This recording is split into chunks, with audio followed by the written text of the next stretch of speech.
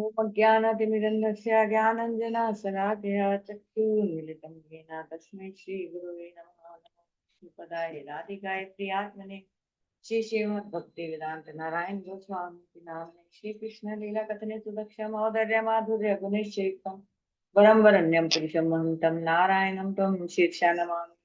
हरे कृष्णा कृष्णा कृष्णा हरे हरे, हरे राम राम राम हरे हरे। तो वर्ष 40 ही चल रहा है। नेहा विक्रमो नाशोऽस्ति प्रत्यवायो न विद्यते स्वल्पमप्यस्य धर्मस्य त्रायते महतो गया। आज हो सकता है ये पूरा हो जाए, नहीं तो मैक्सिमम कल तक तो ये क्लियर, कल तक तो हम कंक्लूड कर लेंगे। मोस्ट प्रोबेबली आज ही हो जाएगा। तो इसका ट्रांसलेशन अब इतने दिनों से सुन रहे तो रट ही गया होगा कि इस भक्ति योग में किया गया कोई भी प्रयास ना तो विफल होता है, ना ही इसमें कोई दोष होता है, बल्कि थोड़ा सा भी पालन हमने भक्ति योग का कर लिया तो संसार महान भय से हमें मुक्ति मिल जाती है। ये भी हम बाकी कर्म, कर्मी का क्या अधिकार होता है और उसका कर्म क्या होता है और उसका साध्य क्या होता है, ये गलत है। मुक्ति नहीं भुक्ति है। तो इन दोनों में पहला क्या है, प्राथमिक भक्ति योग। ये इसको मैं ये मुक्ति लिखा हुआ है ना, मुक्ति नहीं ये भुक्ति है। मैंने करेक्ट कर लेना चाहिए था, मैंने किया नहीं अभी तक। भोग, हाँ पहला प्राथमिक और दूसरा द्वितीय भाग है, ये हमने कल कर लिया था। तो भगवत अर्पित निष्काम कर्म योग और शुद्ध भक्ति योग दोनों को बुद्धि योग में काउंट किया गया, लेकिन फिर भी थोड़ा सा एक थिन लाइन है दोनों के बीच में, क्योंकि भगवत अर्पित निष्काम, देखिए जहां पर भी आप कर्म योग सुनेंगे, भगवत अर्पित निष्काम कर्म योग सुनेंगे या निष्काम कर्म योग सुनेंगे, ये तीनों एक ही चीज है। भगवत अर्पित निष्काम कर्म योग, योग का मतलब ये होता है कि जुड़ गया।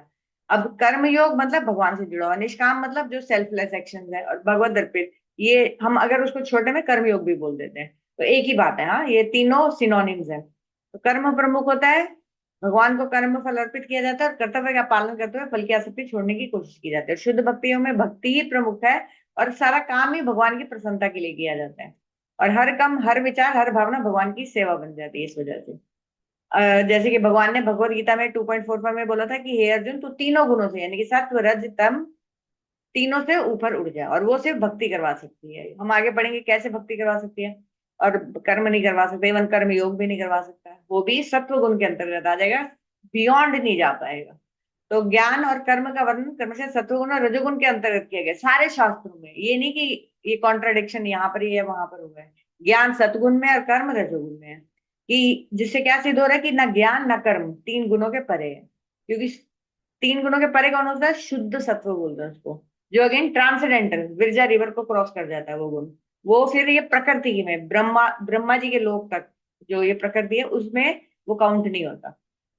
अब भगवत अर्पित, ये जो थोड़ी सी कंफ्यूजन चीज थी मैं आज क्लियर करने की कोशिश करूंगी कि भगवत अर्पित निष्काम कर्म योग वह भक्ति है जिसकी विशेषता है कि मनुष्य अपने समस्त कर्मों के फल को श्री भगवान को समर्पित कर देता है। देखिए बार बार में ये सबसे टॉप मोस्ट कर्म की क्या बोलेंगे उसको, पोजीशन है कर्म का। जैसे कर्म के बड़े सारे ग्रेडेशन होते हैं, उसमें ये टॉप मोस्ट है क्योंकि ये कर्म योग हो गया है। लेकिन इसमें बार बार एक वर्ड क्या आ रहा है, बार बार आप देखेंगे कर्म कर्म कर्म, फाइनली ये है लेकिन सत्वगुण में शुद्ध सत्व में नहीं पहुंचा है। लेकिन ऐसा कर्म कभी व्यर्थ नहीं जाता। जैसे कि उस स्थिति में होता है जब भगवान को हम जो जो कर्म भगवान को ऑफर नहीं किए जा रहे वो तो वेस्ट जाएंगे ही जाएंगे, फंसाने वाले बनेंगे। लेकिन ये जो है कर्म, इसकी स्पेशलिटी क्या है कि ये कभी व्यर्थ नहीं जाएगा, क्योंकि हमने इसको क्या कर दिया है है काइंड ऑफ प्रकृति का, लेकिन हमने जोड़ किससे दिया है, ट्रांसेंडेंटल से, भगवान से, तो इसलिए ये वेस्ट नहीं जाने वाला। लेकिन इसमें प्रॉब्लम है कि भक्ति प्रमुख नहीं है, इसलिए इसको शुद्ध भक्ति में नहीं काउंट किया जा रहा, बस ये बात है। अगर नियत कर्म जिसमें फल श्री भगवान को समर्पित कर दिए जाते हैं, अगर भक्ति इसको भक्ति बोल दिया जाएगा तो कर्म किसको कहा जाएगा, ये कल हम लोग डिस्कस करते हैं, जिसमें थोड़ी ज्यादा डिटेल होगी। इसको थोड़ा क्लियर करने की कोशिश करूंगी मैं कि जो भगवत अर्पित कर्म योग है, उसको शुद्ध भक्ति क्यों नहीं किया गया। क्यों नहीं, भगवान जो गुरुदेव बोल रहे हैं कि इसको अगर भक्ति बोल दी गई तो फिर कर्म क्या होगा। तो कोई कोई बोल सकता है ना कि यदि भगवान को अर्पित किया गया कर्म भक्ति है तो फिर कर्म किसी श्रेणी में क्या, कर्म किस श्रेणी में आएगा। तो इसका उत्तर कोई बोल सकता है कि कर्म का अर्थ होगा केवल वो कर्म जो भगवान को अर्पित नहीं किए जाते। जैसे ही हमने कर्मों को भगवान के अर्पित करना शुरू कर दिया वो भक्ति हो गई, और जो कर्म नहीं ऑफर किए वो कर्म है, वो भक्ति नहीं है। तो ये है, ऐसा नहीं है। शास्त्रों में स्पष्ट रूप से डिवीजन दी गई है, कर्म है, कर्म योग है, नैष्कर्म है और भक्ति है, ये सब अलग अलग श्रेणी है। केवल भगव फलों को भगवान को अर्पित कर देने से कर्म शुद्ध भक्ति में परिवर्तित नहीं हो जाता, लेकिन वो कर्म फिर क्या हो जाता है, कर्म योग हो जाता है। अब कर्म क्या है, विधि द्वारा निर्धारित कर्तव्य का पालन करना। जो जो कर्म है, जो विधि द्वारा निर्धारित नहीं है, यानी कि शास्त्र द्वारा नहीं दिया गया, वो तो विकर्म है। अब भगवत अर्पित कर्म योग क्या है, विधि द्वारा निर्धारित कर्तव्य का पालन करना और उसके फलों को भगवान को अर्पित करना। अगेन देखिए क्या, और एक क्यों क्वेश्चन क्या गया ना, अगर उसको भक्ति मान ली जाए कि कर्म निष्काम कर्म जो भगवान को अर्पित हो गया भक्ति है, तो फिर कर्म कर्म योग क्या रहेगा बेसिकली। तो ये कर्म योग है, क्योंकि कर्म ही यहाँ मुख्य प्रधान है, अतः ये कर्म योग है, लेकिन शुद्ध भक्ति नहीं है। आगे प्रमाण रूप में श्रीमद् भागवतम में कहा गया है कि मतलब जैसे बताया गया, नैश कर्म है जो हर कर्म से ऊपर है। नैश कर्म है ऑलरेडी कर्म और भक्ति के बीच में है, क्योंकि उसमें आदमी कर्म करना बिल्कुल छोड़ देता है, बिल्कुल शांत होकर ब्रह्म ज्योति में स्थित हो जाता है। उसको भी ग्लोरीफाई नहीं किया गया, क्योंकि वो भक्ति नहीं है उसमें। तो व्हाट टू से अबाउट कर्मयोग, जो उससे एक स्टेप बोल सकते हैं टेक्निकली नीचे है। तो अतः यदि नैष कर्म भी भक्ति रूप में स्वीकार नहीं किया गया, भक्ति के बिना उसको ग्लोरीफाई नहीं किया गया, तो सकाम कर्म, निष्काम कर्म और भगवत अर्पित कर्म योग केवल इसलिए कि उसमें कुछ भक्ति का अंश है, शुद्ध भक्ति में नहीं स्वीकार किया जा सकता। तो यही बात हम कल समझाने की कोशिश कर रहे थे, ठीक है। तो मुख्य सिद्धांत क्या है, वर्गीकरण का आधार है प्रमुख प्रधान क्या है उसमें। तो कर्म योग में प्रधान कर्म है और भक्ति योग तो शुद्ध भक्ति है, इसलिए दोनों में थोड़ी सी डिवीजन है, लेकिन अगेन कर्म योग हाईएस्ट है। लेकिन कर्म योग भक्ति नहीं है, भक्ति की बोलोगे प्रवेश द्वार है। उससे हम अब धीरे धीरे, क्योंकि हमने भगवान को अपने आप से जोड़ दिया ना, तो इन नो टाइम हम शुद्ध भक्ति में भी प्रवेश कर जाएंगे। लेकिन बस अभी फिलहाल ये प्योर भक्ति में काउंट नहीं किया जाता, ठीक है ना। लेकिन फिर भी ये विचार योग्य है, क्योंकि इसका नाश नहीं होता, क्योंकि भगवान से बोला कि भक्ति का फल उसको मिल सकता है जो करना चाह रहा है लेकिन ठीक से कर नहीं पाया। तो भगवान ने इसलिए इस श्लोक में हमने कल डिस्कस किया स्वल्प वर्ण यूज किया, कि थोड़ा सा भी अभी अभी प्रारंभ हुआ है तो भी उसका फल नष्ट नहीं हुआ। ये हम बहुत डिटेल में डिस्कस कर चुके हैं। और उसका मैंने फिर मैंने क्या गुरुदेव ने एग्जाम्पल दिया था कि जैसे अजामिल, और भी बड़ी सारी कहानी है ना अजामिल का, हमने कल सुना था। तो ये भी हमने पढ़ लिया था कि भगवान भागवतम में बोल रहे हैं कि इस धर्म का निर्गुणत्व, निर्गुणत्व मतलब beyond the three modes of material nature मैंने निर्णित किया है। इसलिए इसमें त्रुटि आदि के द्वारा मेरे, अगर त्रुटि भी की है श्रवण और कीर्तन में, तो भी इसका अंश मात्र भी नष्ट होने वाला नहीं है। किंतु ठीक है, छोड़ दीजिए। तो ये बात यह है कि यहाँ विचार करने का क्या टॉपिक है कि अगर कोई चीज ट्रांसेंडेंटल है, जो कि भगवान है, भगवान के भक्त हैं, भगवान की वाणी है, अगर उससे हम जुड़ गए, उसमें हमने कुछ भी कर लिया, तो वो नष्ट होने वाला नहीं, क्योंकि वो स्पिरिचुअल वर्ड है। स्पिरिचुअल वर्ड में किसी भी चीज का नाश नहीं होता। ये हमने कर लिया था शायद। कोई तर्क कर सकता है कि भगवान को अर्पित निष्काम कर्म भी उनकी कृपा से प्रकृति के गुणों के पार हो सकता है। कि ठीक है, निष्काम कर्म कर रहा है लेकिन भगवान को तो योग कर रहा है, तो उसको प्रकृति के पार हो जाना चाहिए। लेकिन श्रीमद् भागवतम में भगवान ने इसका भी क्लियर आंसर दिया कि ऐसा पॉसिबल नहीं है, क्योंकि नित्य और नैमित्तिक कर्म, नित्य कर्म कौन से होते हैं, जैसे कि हम नहाते हैं, जो पंच उपासना कोई करते हैं, आनिक करते हैं, ये नित्य कर्म है। नित्य जो भी हम डेली में करते हैं, भाई नहाना है, ब्रश करना है, खाना बनाना है, ये सब हमारे नित्य कर्म है, जो एवरीडे के कर्म है। नैमित्तिक कर्म होते क्या होते हैं, जो 16 संस्कार दिए गए ना, कि नामकरण होगा, विवाह होगा, ये हर रोज नहीं करने के होते, लेकिन बीच बीच में करने होते हैं। ये दोनों शास्त्र सम्मित है। तो भगवान इसलिए समझिए ना, नित्य कर्म जो हम हर रोज करते हैं, जो हमें करने ही है, नहाना धोना। नैमित्तिक कर्म जो ओकेजनली आते हैं, जैसे अ, बच्चा का जन्म हुआ तो सूतक लग गया, या किसी की डेथ हुई तो सूतक लग गया, या हमने शादी विवाह हो गया, नामकरण संस्कार हो गया, तो ये नैमित्तिक कर्म है जो ऑल द टाइम नहीं करना होता, लेकिन बीच बीच में करने की जरूरत पड़ती है। तो भगवान क्या कह रहे हैं कि नित्य और नैमित्तिक कर्म जो कोई फल की इच्छा से रहित होकर, फल की इच्छा से रहित होकर मुझे अर्पित किया जाता है, यानी कि किसकी बात कर रहे हैं भगवान भागवतम में, निष्काम कर्म जो कि भगवत अर्पित है, वह सत्व गुणमय माना जाता है। भगवान ने बोले, इसको क्या बोला गया, सत्व गुण में काउंट होगा। भगवान ने क्लियरली इस बात का आंसर दे दिया कि ये सत्गुण में काउंट होगा, गुणातीत नहीं हो पाएगा। ठीक है ना, समझिए, तो ये क्लियर हो गया होगा। तो वास्तव में भक्ति योग प्रकृति के तीन गुणों से पूर्णता अलौकिक है, यानी कि भक्ति योग जो है वो किसी भी तरह से, न सत्व न रज न तम, इन तीनों से, तमो और रजु की तो बात ही है, सत्गुण को भी ये छूता नहीं है, ये बियॉन्ड है। साधन के आरंभ में अथवा साधन के क्रम में किसी भी प्रकार की जो प्रॉब्लम हो जाती है, अनचाही प्रतिक्रिया उत्पन्न हो जाती है, और उसकी वजह से साधक उसे पूर्ण ना कर पाए, तो भी भक्ति योग का किंचित अभ्यास भी साधक को इस भौतिक संसार के भयंकर संकटों से छुड़ाकर उसका जीवन सफल करता है और श्री भगवान की सेवा प्रदान करता है।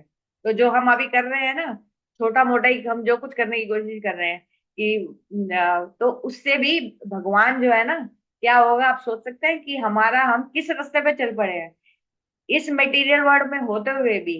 भगवान ने क्योंकि बोले त्रुटि हो गया, हम तो त्रुटियों से ही भरे हुए हैं। तो फिर भी हम, आप सुनने की कोशिश कर रहे हैं, मैं सीखने की करके बोलने की कोशिश कर रही हूँ, हम सब मिलके भगवान का नाम करने की कोशिश कर रहे हैं, तो हम ऑलरेडी विरजा रिवर के पार होना शुरू हो चुके हैं, क्योंकि हमारा ट्रांसेंडेंटल चीजों से टच आना शुरू हो गया है। कितनी प्रसन्नता की बात। अब ये जैसे एक कुछ स्टोरी आती है भागवत में, हो सकता है आप लोगों ने सबने सुनी होगी। भरत महाराज थे जिनके नाम पे ये भारत पड़ा है, उनको बहुत जल्दी वैराग्य, और उन्होंने टाइम देखो क्या हुआ। हाँ, है अभी 5 मिनट। तो उन्होंने सब कुछ छोड़कर जंगल में चले गए कि अब मैं भक्ति करूंगा, अपने बेटों को राज्य समर्पित करके। लेकिन क्या हुआ, एक हिरन, प्रेग्नेंट हिरन पानी पीने आई जहां वो बैठ के तपस्या कर रहे थे। ये नेपाल की बात है, गंडकी नदी के किनारे। तो शेर ने दहाड़ा तो वो हिरनी जो थी वो पानी में कूद गई और उसकी डेथ हो गई, उसका बच्चा पैदा हो गया। तो क्या हुआ, अब उन्होंने सोचा अरे इसका तो मुझे बचाना चाहिए, ठीक है ये तो ड्यूटी थी, बचा लिया उन्होंने। लेकिन अब क्या हुआ, धीरे धीरे धीरे धीरे भजन छूट गया, हिरन के बच्चे में ही आसक्ति हो गई। अब उससे क्या हुआ, जब मरते हुए उनको हिरन के बच्चे की याद आ गई, उनका हिरन का जन्म हो गया। अब बोल सकते हैं इतनी सारी भक्ति की वो वेस्ट हो गई। बिल्कुल भी वेस्ट नहीं हुई। अब क्योंकि भगवान ने बोला कि जो जो मरते हुए जिसका स्मरण करोगे। चैट आई है, एक second. Not able to mute audio, sorry for disturb. No no चालू, कोई डिस्टर्बेंस नहीं है, मुझे तो बिल्कुल आवाज सुनाई नहीं दे रही थी। ओके। हाँ। तो अगले जन्म में उसने मृग योनि का शरीर धारण किया। भगवान ने, हमने सुना था कि जो जो मरते हुए याद आएगा वो आपको वैसे शरीर मिल जाएगा। लेकिन क्योंकि पिछले जन्म में उन्होंने भक्ति की थी, तो उसकी वजह से वो क्या करते थे, वो चंचल नहीं थे कि मेरे को हरी हरी घास खानी है, दूसरे हिरणों के साथ खेलूंगा। वो हमेशा मंदिर की सीढ़ियों में बैठे रहते थे और शुद्ध भक्तों के साथ बैठे रहते थे, मतलब जहाँ भक्तों की चर्चा हो रही होती। अब कोई ना जान पाए कि वो भक्त है, लेकिन हिरण बैठा है तो बैठा है ना। तो ये उनका सेकंड जन्म था। अब थर्ड जन्म में क्या हुआ, शरीर छूटा हिरण का, अब उन्होंने एक ब्राह्मण के फैमिली में जन्म लिया और उत्तम भागवत बने। अब वो क्या रहते ऐसे थे जैसे पागलों जैसे रहते थे, ताकि जो गलती पहले हुई थी वो ना हो, ताकि उनको किसी से आसक्ति हो ना और उनसे भी किसी को आसक्ति ना हो। तो वो क्या कर रहे थे, क्या करते थे, बिल्कुल पागल। उनके पिताजी इतनी कोशिश करते थे उनको कि कुछ सीख जाए, पर वो सब कुछ आता था उनको, लेकिन दिखाते अपने आप को पागल थे। तो फिर फाइनली वो श्री भगवान की सेवा में लगे। ये भी बहुत बड़ी स्टोरी है, जो हम बाद में कभी मौका मिला तो सुनेंगे। भागवतम में आती है जड़ भरत के, जड़ भरत जी की स्टोरी। तो भगवान 6.4 सिक्स चैप्टर में बोलेंगे, पाथ नेवे नामुत्र विनाश तस्य विद्यते। जो व्यक्ति भक्ति के मार्ग से गिर भी जाता है उसका ना तो इस लोक में और ना ही परलोक में विनाश होता है, और ना ही वे कभी किसी गलत स्थिति को प्राप्त होता है। और दूसरी ओर भगवत अर्पित निष्काम कर्म योग है, जिसमें अपने कर्मों को, फल को भगवान अर्पित किया जाता है। फिर भी उसे कर्मयोग ही कहा जाता है, भक्ति योग नहीं। लेकिन हम लोग सब इसी स्टेज पे हैं, और हम क्योंकि भगवान से जुड़ गए हैं, हमने योग कर लिया, तो इसलिए बहुत सूनर और लेटर हमारा कल्याण हो ही जाएगा। बस यही है कि हम लोग कोशिश करें कि हम एरोप्लेन में बैठ जाएं, बैलगाड़ी में ना बैठे। पर बैलगाड़ी में भी बैठे हुए तो भी बहुत अच्छा है, क्योंकि अब हमारा डेस्टिनेशन सही हो गया, सही हो गया। तो श्री कृष्ण पहले पहले कर्म योग करने से हृदय शुद्ध होता है, और अतः भक्ति योग की प्राप्ति हो जाती है। अतः यह कर्म योग भक्ति को अप्रत्यक्ष रूप से दूर से प्राप्त कराने वाला है। जो कर्म योग है दूर से प्राप्त कराने वाला, डोरवे है कि हमें ये प्योर, क्योंकि सीधा हम चाहे भी तो शुद्ध सत्व में इतने करोड़ों जन्मों के संस्कार है, सीधा शुद्ध सत्व में बियॉन्ड द मटेरियल मोड नहीं जा सकते। तो यही रास्ता हमें वहां लेकर चला जाए। तो हाँ, ये हो गया। यदि कोई व्यक्ति कर्म को पूर्णता नहीं करता या अपनी साधना को पूर्ण नहीं करता, तो वह कर्म नष्ट हो सकता है, कर्म की बात हो रही है, और उससे कुछ फल भी भुगतने पड़ सकते हैं। लेकिन साधक भक्ति योग का आचरण थोड़ा भी करता है और अपनी अयोग्यता के कारण उस मार्ग को छोड़ देता है, फॉल डाउन हो जाता है, बिल्कुल कर्मी दोबारा से हो जाता है। हम अब इस पॉइंट पे बिल्कुल सब कुछ छोड़ दें, अब हम बिल्कुल जैसे नॉर्मल मंडेन लोग रहते हैं वैसे रहने देते, तो भी हम अगले जन्म में ये नाश नहीं होगा जो हमने कर लिया, एक भी भगवान का नाम नाश नहीं होगा, क्योंकि ट्रांसेंडेंटल है। तो हम लोग अगले जन्म में शुरू करेंगे। भक्ति के प्रयास कभी भी व्यर्थ नहीं जाते।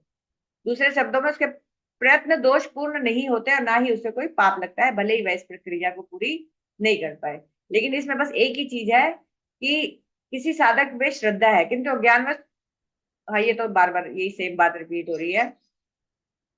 बस एक ही, गुरु वैष्णव या भगवान से संबंधित बस एक चीज का ध्यान देना है।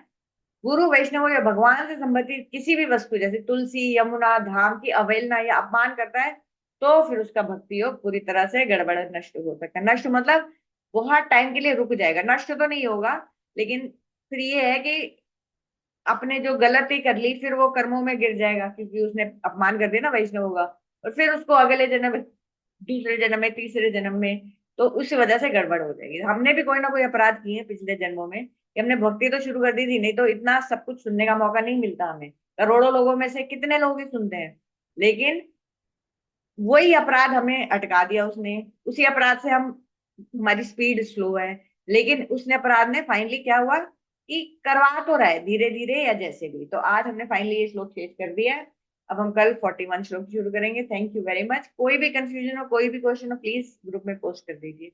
हरे कृष्णा हरे कृष्णा कृष्णा कृष्णा हरे हरे, हरे राम राम राम हरे हरे। फिर कल मिलते हैं। हरे कृष्णा।